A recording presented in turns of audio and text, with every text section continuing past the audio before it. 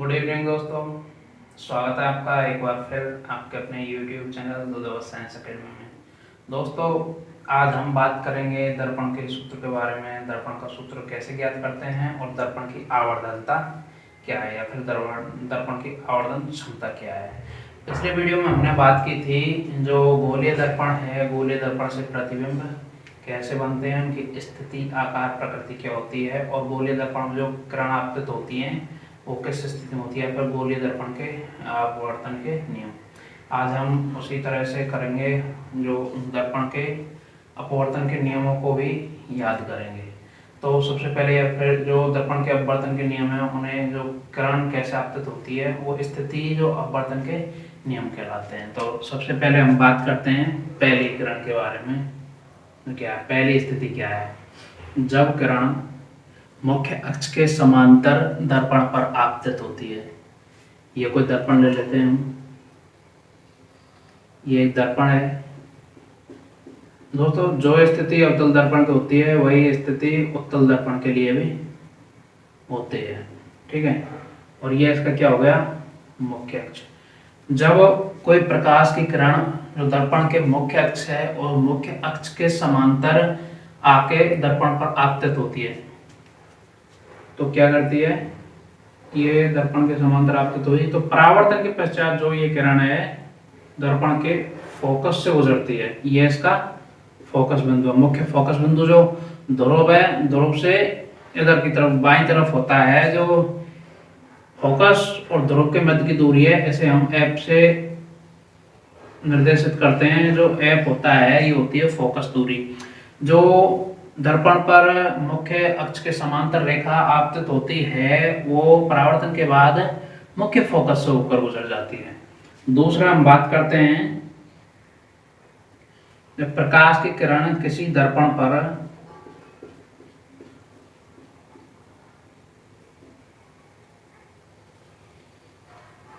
ध्रुव पर आपतित होती है, किसी दर्पण के ध्रुव पर आपतित होती है तो ध्रुव पर आपतित करवाएंगे तो क्या है ये? तो परावर्तन के पश्चात जो परावर्तन होता है किरण का दर्पण पर आपतित होने के पश्चात, तो जब ये आपतित किरण जो मुख्य अक्ष के साथ जितने डिग्री का कोण बनाएगी उसके परावर्तन के पश्चात भी ये किरण उतने ही डिग्री का कोण बनाते हुए क्या करेगी? परावर्तित हो जाएगी। ये कोई वस्तु है, वस्तु से जो आपतित किरण दर्पण पर आपतित हुई है दर्पण के ध्रुव पर, वो परावर्तन के पश्चात क्या करेगी? जितने डिग्री का कोण आपतित किरण बना रही है मुख्य अक्ष के साथ, उतने ही डिग्री का कोण परावर्तित किरण मुख्य अक्ष के साथ बनाते हुए वो परावर्तित हो जाएगी, ठीक है। तीसरा आता है जब कोई किरण दर्पण के फोकस से गुजरकर आपतित होती है। ये मुख्य फोकस है। जब कोई किरण, ये प्रकाश किरण है, वस्तु से जो निकलने वाली किरण है वो फोकस से गुजरते हुए दर्पण पर आपतित होती है। फोकस से दर्पण पर आपतित होते हुए हुई है तो क्या करेगी? जो परावर्तन के पश्चात है मुख्य अक्ष के समांतर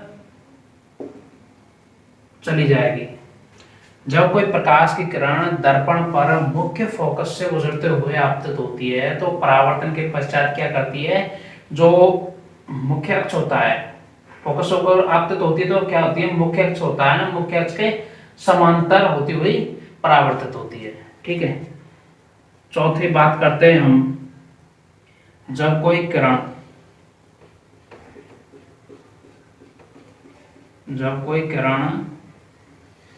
क्या करती है?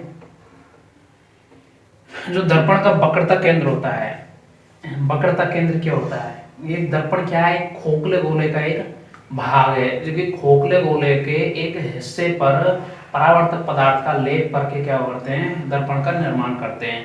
तो जो गोले का केंद्र होता है वही उस दर्पण का वक्रता केंद्र होता है, ठीक है। तो जो वक्रता केंद्र है, तो कोई किरण, प्रकाश की किरण जब वक्रता केंद्र से गुजरते हुए दर्पण पर आपतित होती है, ये आपतित हो गई दर्पण पर, तो क्या करेगी? परावर्तन के पश्चात उसी मार्ग में वापस चली जाती है जिस मार्ग से वो आई है। यानी कि जब कोई प्रकाश की किरण केंद्र से होते हुए, वक्रता केंद्र से होते हुए दर्पण पर आपतित होती है तो परावर्तन के पश्चात वो उसी दिशा में लौट जाती है। यानी कि जो केंद्र से वक्रता केंद्र से दर्पण पर जो किरण आपतित होगी वो दर्पण पर हमेशा लंब की तरह होगी, यानी लंबवत होगी। ठीक है, ये हो गए हमारे अपवर्तन के नियम। जो चार अपवर्तन के नियम है, ये चारों नियम हमें जो दर्पण का सूत्र ज्ञात करेंगे उसमें काम आने वाले हैं। तो इन सभी चारों बिंदुओं को ध्यान रखिएगा, और ये एग्जाम की दृष्टि से भी बहुत महत्वपूर्ण है। इनके बिना आप किसी भी इक्वेशन को या किसी भी क्वेश्चन को, कंटेंट को हल नहीं कर पाएंगे।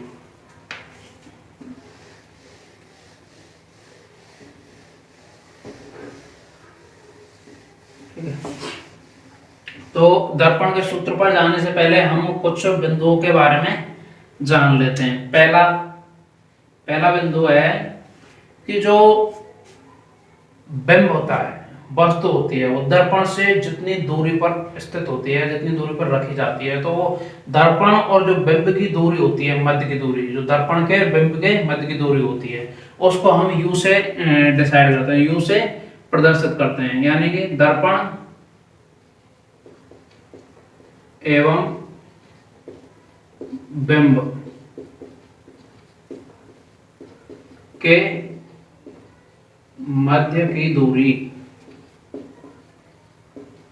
को हम कैसे प्रदर्शित करते हैं, छोटे u से। इसके बाद दूसरा बिंदु आता है, जो ये क्या है, दर्पण का फोकस है। दर्पण का फोकस बिंदु ले लिए यहाँ पे हमने, ये जो दर्पण का फोकस है। तो ध्रुव से, दर्पण के ध्रुव से और फोकस तक की जो दूरी होती है, जो फोकस दूरी, ध्रुव से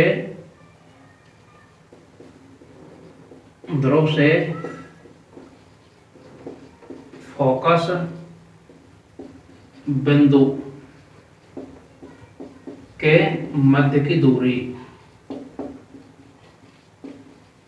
इन सभी बिंदुओं को आप लिखते चलिए। मध्य की दूरी को क्या कहते हैं हम, यानी फोकस दूरी। जो फोकस दूरी होती है इसे हम स्मॉल f से प्रदर्शित करते हैं, स्मॉल f से दर्शाते हैं। ठीक है, तीसरी बात है कि जो प्रतिबिंब होता है, जो प्रतिबिंब बनता है, यानी कि जो अवतल दर्पण में प्रतिबिंब बनता है, जो बनता है कैसा, वास्तविक बनता है और उल्टा बनता है। ठीक है, और आकार बिंब की स्थिति पर निर्भर करता है। यानी बिंब जब दर्पण से बहुत दूर होगा तो प्रतिबिंब कहाँ होगा, दर्पण के बहुत नजदीक होगा, और जो बिंब दर्पण के जितने पास होगा तो प्रतिबिंब क्या होगा, दर्पण से उतने ही दूर होगा। वही स्थिति किसमें बनती है, उत्तल दर्पण में, कि जो दर्पण पर जो प्रतिबिंब बनता है उत्तल दर्पण का, वो कैसे बनता है, आभासी बनता है, लेकिन सीधा बनता है। ठीक है, और उसका आकार आकृति उस पर बिंब से दूरी पर डिपेंड करती है। ठीक है, तो जो प्रतिबिंब की दूरी होती है,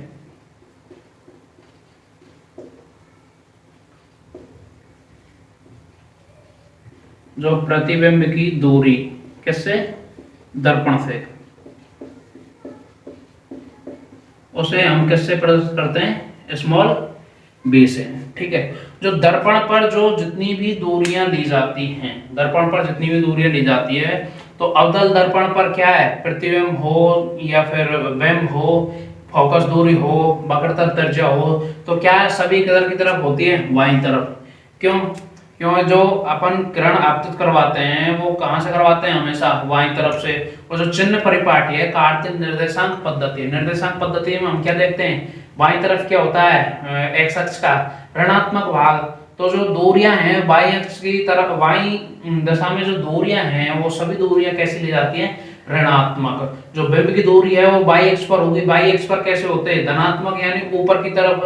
तो ऊंचाई कैसी ली जाएगी, हमेशा धनात्मक। ठीक है, और जो प्रतिबिंब बनता है दर्पण का, जो अवतल दर्पण पर जो प्रतिबिंब बनता है वो अक्ष से नीचे बनता है, मुख्य अक्ष से नीचे। तो मुख्य अक्ष से नीचे की ऊंचाई जो बाई अक्ष पर ऋणात्मक रूप से जाती है, तो कैसा होगा, ऋणात्मक होगा। ठीक है, तो जो सभी दूरियां हैं अवतल दर्पण पर,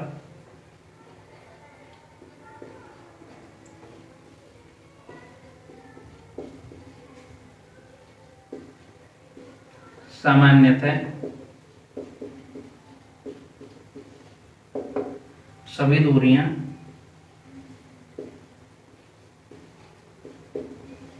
कैसी आएंगी, ऋणात्मक। इसमें इसमें सिर्फ जो बिंब की ऊंचाई है, क्योंकि बिंब को हम क्या करते हैं सामान्य तौर पर मुख्य अक्ष से ऊपर रखते हैं, तो बिंब को हम मुख्य अक्ष से ऊपर रखेंगे तो बिंब की सिर्फ बिंब की ऊंचाई धनात्मक आएगी। ठीक है, इन बिंदुओं को नोट कर लीजिए आप। ठीक है, नोट कर लिया होगा आपने। अब हम आते हैं दर्पण के सूत्र पर। तो दर्पण के सूत्र को ज्ञात करने से पहले क्या करते हैं, हम यहाँ से यहाँ पर हम कोई वस्तु ले लेते हैं। जैसे ये वस्तु ले ली हमने P और Q। अब P और Q वस्तु से हमने सबसे पहले एक किरण क्या की, अब दर्पण पर आपतित करवाई। तो दर्पण पर आपतित करवाएंगे तो पहली किरण क्या है, मुख्य अक्ष के समांतर लेंगे हम। ठीक है, ये मुख्य अक्ष के समांतर किरण हो गई ये। तो अवतल दर्पण के अपवर्तन के नियम क्या है, अपवर्तन के नियम है कि जो मुख्य अक्ष के समांतर जो रेखा आती है या वो जो किरण आती है वो परावर्तन के पश्चात दर्पण के फोकस से गुजर जाती है। ठीक है, तो ये हम फोकस से गुजार देंगे इसको।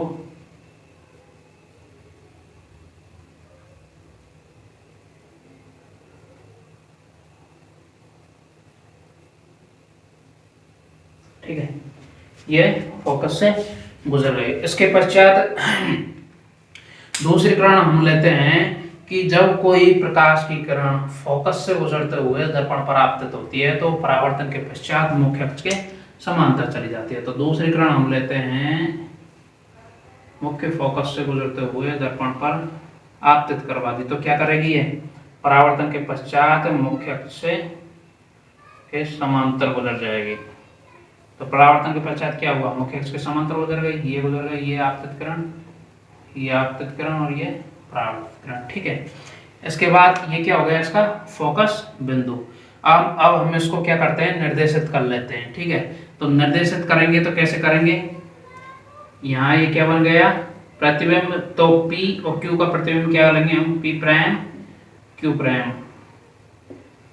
आप सोचेंगे कि सर ये प्राइम क्यों बोल रहे हैं। ठीक है, हमको सामान्य तौर पर जो P के ऊपर ये लगा दिया जाता है, ये डैश लगा दिया जाता है, इसको सामान्य तौर पर बताया जाता है कि इसको क्या कहते हैं, हम डैश कहते हैं, या फिर बार बोल देते हैं कभी कभी, या फिर डैश बोल देते हैं, सामान्य तौर पर डैश बोलते हैं। लेकिन जब आप आगे की कक्षाओं में जाओगे, जो नॉलेज होगा आपको, तो आप जानेंगे कि इसको डैश नहीं बोलते, इसको प्राइम बोलते हैं। ठीक है, तो हम इसको अब भी प्राइम ही निर्देशित करेंगे।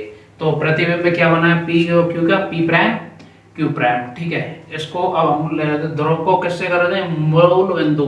ध्रुव जो निर्देशांक पद्धति का जो मूल बिंदु होता है वो दर्पण का ध्रुव मान लेते हैं। ठीक है, तो मूल बिंदु किस प्रदर्शित करते हैं, वो से हमेशा। ठीक है, तो ध्रुव को किससे निर्देशित कर लिया हमने, वो से। उसके बाद इसको हम निर्देशित कर लेते हैं A से और इसको B से। ठीक है, आगे होगा आपकी समझ में, हमने निर्देशित कर लिया, ये आपतित किरण है, ये परावर्तित किरण, ये आपतित किरण, ये परावर्तित किरण। अब हम इसको आगे दर्पण का सूत्र ज्ञात करने के लिए क्या करते हैं, हम दो त्रिभुजों को हमें समरूप सिद्ध करना है। क्या सिद्ध करना है, समरूप। तो समरूप सिद्ध कैसे करेंगे, तो सबसे पहले हम दो त्रिभुज ले लेते हैं।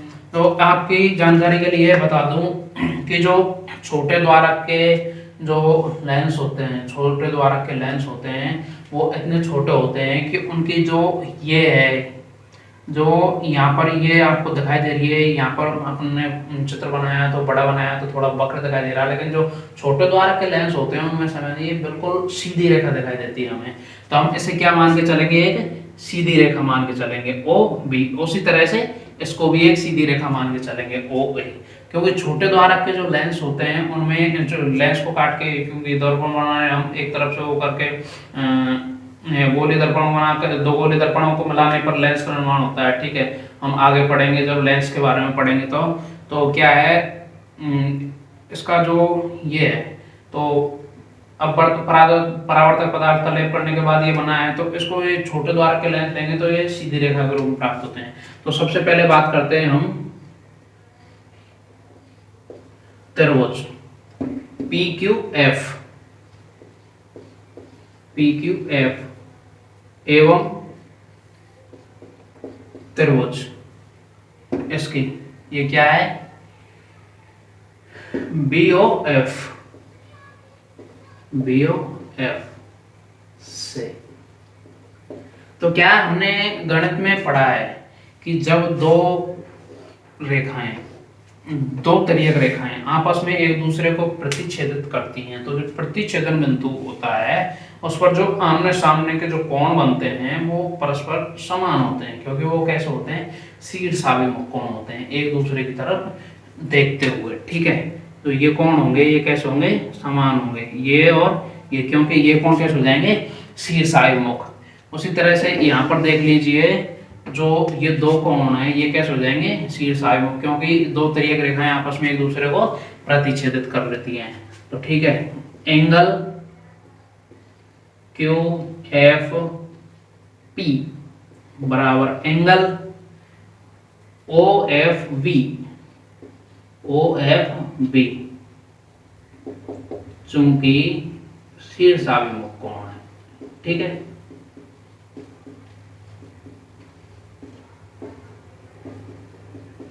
शीर्षाभिमुख कोण है। आप साथ के साथ नोट करते चलिए और जितने भी बिंदु, जो बात मैं बोल रहा हूँ उस पर गौर कीजिएगा, जिससे आपको टॉपिक को समझने में आसानी होगी। ठीक है, इसके बाद अब क्या करते हैं हम, समरूप सिद्ध करना हमें, तो समरूप सिद्ध करने के लिए क्या करेंगे, हम भुजाओं की तुलना करेंगे। ठीक है, तो भुजाओं की तुलना करेंगे तो P और Q की तुलना कैसे करेंगे, जो भुजा PQ है, जो बिंब है, इसकी तुलना कैसे करेंगे, इससे, चूंकि छोटे द्वारक के लिए ये कैसी होती है, एक सरल रेखा के जैसी होती है, तो इसलिए OB से तुलना कर देते हैं हम, OB से बराबर। अब क्या लेंगे हम, PF, PF बराबर OF। ठीक है, OF क्या है, ये क्या है, यहाँ पर स्मॉल f यानी फोकस दूरी, जो ये f है, जो ध्रुव और फोकस बिंदु के मध्य की दूरी को क्या कहते हैं, फोकस दूरी। इसको हमने किससे जानते हैं, किस नाम से, स्मॉल u।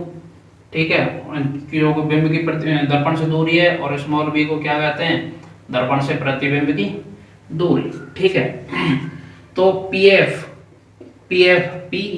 यहाँ से यहाँ तक की दूरी, चूंकि इसकी दूरी यहाँ से कैसी है, समान है, तो ये कुल दूरी कितनी हो गई, PO। तो PF निकालने के लिए क्या करेंगे, PO कुल दूरी में से क्या घटाएंगे, जो फोकस दूरी होती है उसे, तो OF ले लेते हैं इसको, OF बटे OF, फोकस दूरी का ये तो है ही अपनी तुलना। ठीक है, कर ली।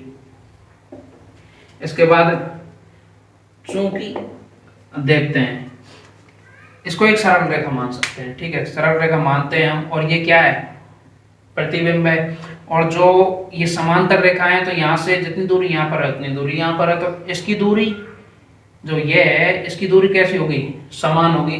जो इसकी ऊंचाई है वो कैसी होगी, यहाँ पर भी इतनी दूरी पर होंगी दोनों रेखाएं, यहाँ पर भी इतनी दूरी पर होंगी, तो हम OB को किसके बराबर मान सकते हैं, P प्राइम Q प्राइम के, चूंकि OB बराबर P प्राइम Q प्राइम के। अब हम इसमें क्या रखते हैं, वैल्यू, मान रख देते हैं। ठीक है, तो मान रख देते हैं, तो PQ का तो PQ हो जाएगा, OB की जगह क्या रख देते हैं, P prime Q prime, P prime Q prime बराबर PO,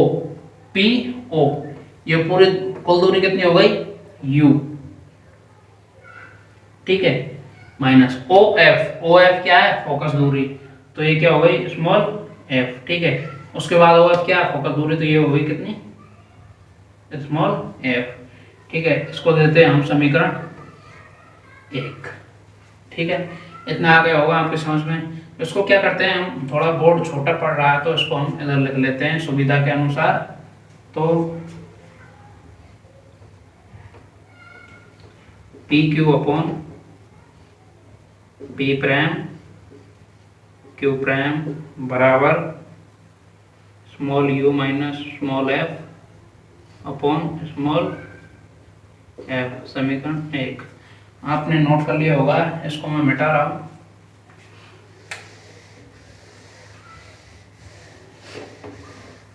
इसके बाद बात करते हैं हम त्रिभुज P prime Q prime F की। त्रिभुज P prime Q prime F by दूसरा त्रिभुज कौन सा लेंगे हम, ए ओ एफ।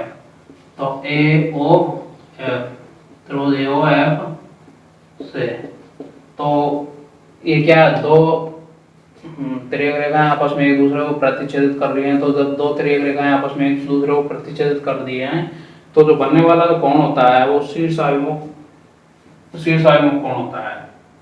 ठीक है, तो अब कोण कौन सा हो गया, P prime F Q prime बराबर किसके बराबर हो गया, ए एफ ओ के, क्योंकि ये कैसे हैं, शीर्षाभिमुख कोण है,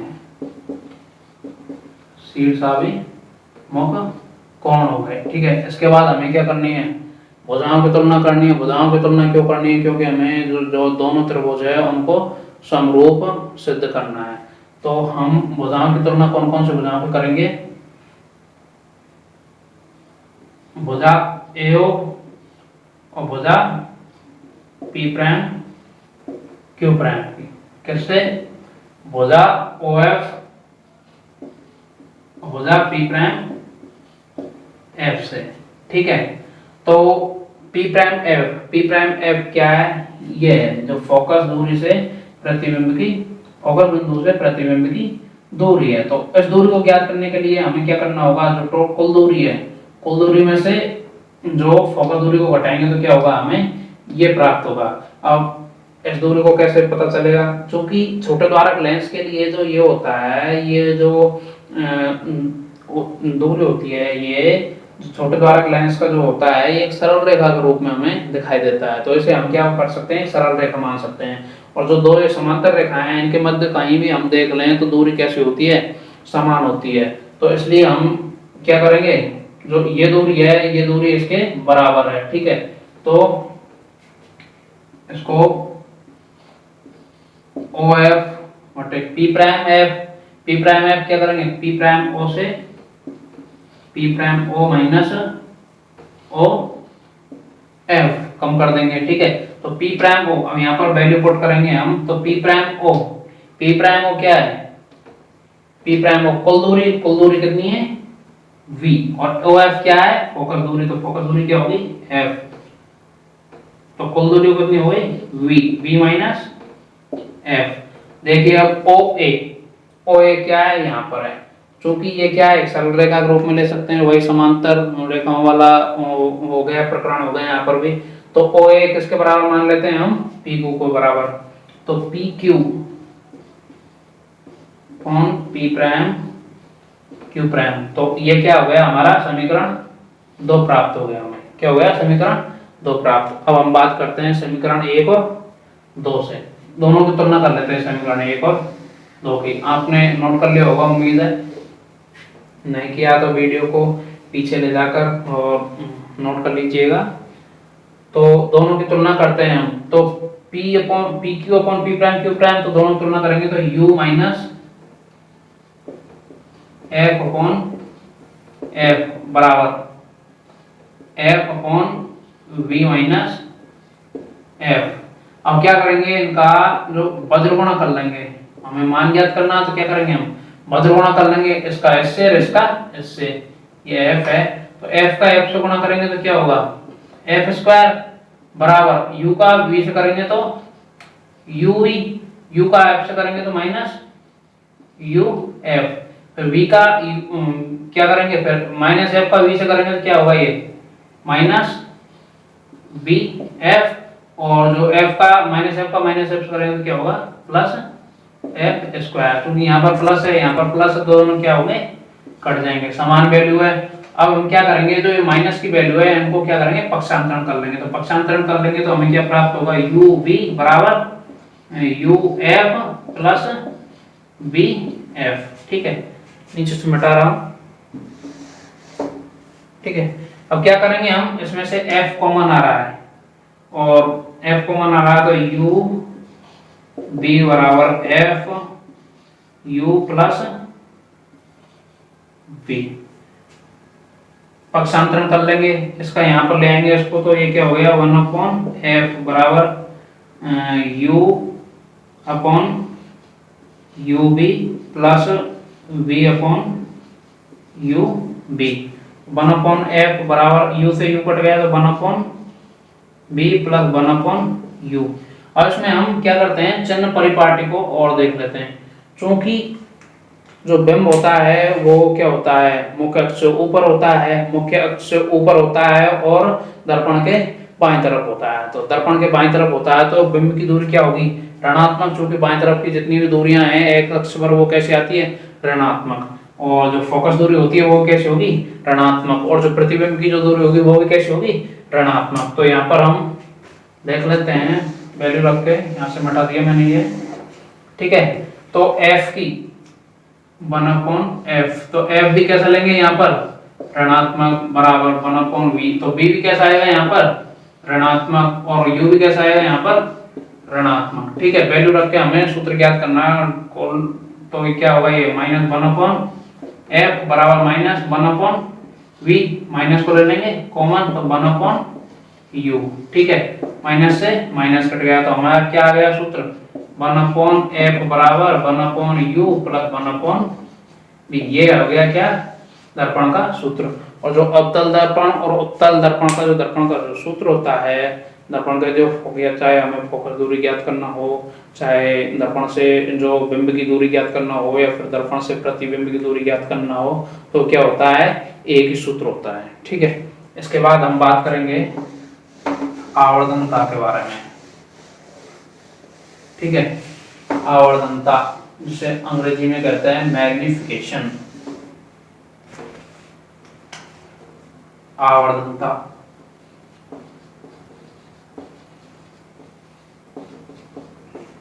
आवर्धनता यानी मैग्निफिकेशन।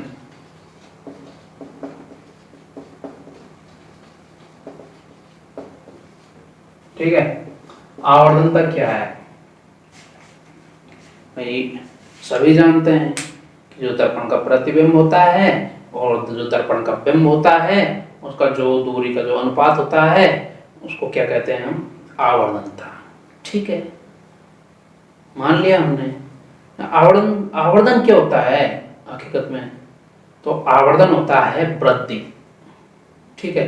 यानी जो प्रतिबिंब की जो स्थिति बता दे, प्रतिबिंब और बिंब की स्थिति की, प्रतिबिंब बिंब है उनके मध्य मतलब कितने अनुपात में है, वो किस अनुपात में है, उनकी कितनी वृद्धि होती है, जो प्रतिबिंब बनता है वो कितना बड़ा है छोटा बनता है, और जो बिंब होता है वो कितना बड़ा है छोटा होता है, वो वृद्धि होती है, संवर्धन जो होता है उसे आवर्धन कहते हैं। नॉर्मल शब्दों में हमने कह दिया कि जो प्रतिबिंब, दर्पण के प्रतिबिंब और बिंब का जो ऊंचाइयों का जो अनुपात होता है उसे आवर्धनता कहते हैं। देख लीजिए। और जो आवर्धनता है उसे हम स्मॉल m से प्रदर्शित करते हैं। आवर्धनता को कैसे प्रदर्शित करते हैं, स्मॉल m से। और ये क्या होता है, प्रतिबिंब की ऊंचाई, प्रतिबिंब की ऊंचाई और बिंब की ऊंचाई का अनुपात, बिंब की ऊंचाई का अनुपात, ये क्या होता है, आवर्धनता। जो प्रतिबिंब की ऊंचाई है उसे हम क्या ले लेते हैं, m बराबर, जो प्रतिबिंब की ऊंचाई है उसे तो हम क्या लेते हैं h प्राइम, और जो बिंब की ऊंचाई है उसे क्या ले लेते हैं h, ठीक है। तो h प्राइम क्यों लेते हैं, इसको हम h ले रहे हैं, उसको h प्राइम ले लेंगे, ठीक है। और जो प्रतिबिंब बनता है वो क्या है, मुख से नीचे बनता है, तो क्या होता है, ऋणात्मक होता है, ठीक है। उसके बारे में अभी हम देखते हैं। क्योंकि जो दर्पण से प्रतिबिंब होता है, प्रतिबिंब की दूरी जो होती है v से लेते हैं उसे हम, ठीक है। उसे कैसे लेते हैं, v से। और जो बिंब होता है, बिंब की दूरी कैसे होती है, u से, ठीक है। तो इसको हम यहाँ पर देख लेते हैं। इसके अलावा हम, चूंकि ये क्या है, बिंब की तो दूरी है, जो क्या ऊंचाई है जो ऊपर होती है, तो ये कैसे होती है, धनात्मक। और जो प्रतिबिंब की ऊंचाई नीचे होती है तो ये कैसे होती है, ऋणात्मक। तो इसे हम ऐसे लिखते हैं, ठीक है, -h प्राइम अपॉन h। और चूंकि दूरी का अनुपात में ले लेते हैं तो m बराबर h प्राइम की जगह हमने क्या लिख दिया, v। और चूंकि बिंब की दूरी है तो इसको क्या ले लेंगे हम, u। तो इसको हम इस तरह भी लिख सकते हैं। ठीक है, इसके बाद हम बात करते हैं, इसके बाद बात की जाएगी कुछ महत्वपूर्ण बिंदुओं के बारे में। जो बिंदु क्या क्या है, आवर्धनता कैसे होती है। ठीक है, आवर्धनता तो पहला है जब v का मान u से बड़ा हो। चूंकि देखने से लग रहा है v का मान u से बड़ा है तो u क्या होगा, यानी प्रतिबिंब जो होगा दर्पण के नजदीक होगा और जो बिंब होगा दर्पण से दूर बनेगा। तो दर्पण से नीचे वो जो दर्पण जो प्रतिबिंब बनता है मुख्य अक्ष से नीचे बनता है तो दूरी पर बनेगा। तो प्रतिबिंब कैसा होगा, वास्तविक होगा, उल्टा होगा और कैसा होगा, चूंकि कम है तो कैसा बनेगा, प्रतिबिंब कैसा बनेगा, बड़ा। ठीक है, बड़ा बन गया। इसके बाद क्या होता है, आवर्धनता। आवर्धनता ज्ञात करते हैं, माइनस का चिन्ह पहले ही है। चूंकि बी प्रतिबिंब नीचे ऊंचाई है तो ऊंचाई कैसी होगी, नीचे नीचे होगी और नीचे होगा, प्रतिबिंब नीचे बनेगा तो बी का मान क्या होगा, ऋणात्मक। और ऋणात्मक होगा तो क्या होगा, और जो बिंब होगा बिंब की स्थिति क्या होगी, माइनस यू। तो ये क्या होता है, आवर्धनता। इससे ये कट जाएगा तो आवर्धनता कैसी होगी, ऋणात्मक। इसके बाद दूसरा बिंदु आता है b बराबर u। b बराबर u यानी जितना की प्रतिबिंब होगा, जितना की प्रतिबिंब की ऊंचाई होगी, जितना बड़ा प्रतिबिंब होगा उतना ही बड़ा हमारा क्या होगा, बिंब होगा। यानी इससे स्पष्ट हो रहा है कि जो प्रतिबिंब और बिंब है, जो प्रतिबिंब बिंब कहाँ होगा, बिंब होगा फोकस और वक्रता केंद्र के मध्य, वहीं प्रतिबिंब भी वहीं बनेगा। तो प्रतिबिंब कैसा बनेगा, वास्तविक, उल्टा, और जो बिंब से कैसा बनेगा, लगभग समान बनेगा, या फिर छोटा कह सकते हैं, या फिर लगभग समान। ठीक है, तो कह लीजिए। तो अब यहां से क्या करेंगे, हम आवर्धनता ज्ञात करेंगे। आवर्धनता ज्ञात करेंगे, माइनस चिन्ह तो पहले से ही है, माइनस v। ऊंचाई नीचे बनेगा तो ऊंचाई कैसी होगी, ऋणात्मक। और जो u है तो u है कैसा है, ये भी कैसा होगा, ऋणात्मक। ठीक है, u भी ऋणात्मक होगा तो ये क्या होगा, हमारा आवर्धनता होगी वो भी ऋणात्मक होगी। ठीक है, इसके बाद तीसरा बिंदु लेते हैं हम, जब b का मान u से कम हो। तो b का मान u से कम हो यानी प्रतिबिंब छोटा है और जो बिंब है वो कैसा है, बड़ा है। बिंब रखा कहाँ पर, अनंत और वक्रता केंद्र के मध्य, फिर अनंत पर मान सकते हैं, बिंब छोटा बन रहा है। ठीक है, इसके बाद तो कैसा बनेगा प्रतिबिंब, वास्तविक, वास्तविक, उल्टा और वस्तु से छोटा। ठीक है, और आवर्धनता वही क्या हो जाएगी, नेगेटिव। ठीक है, इसके बाद एक और है,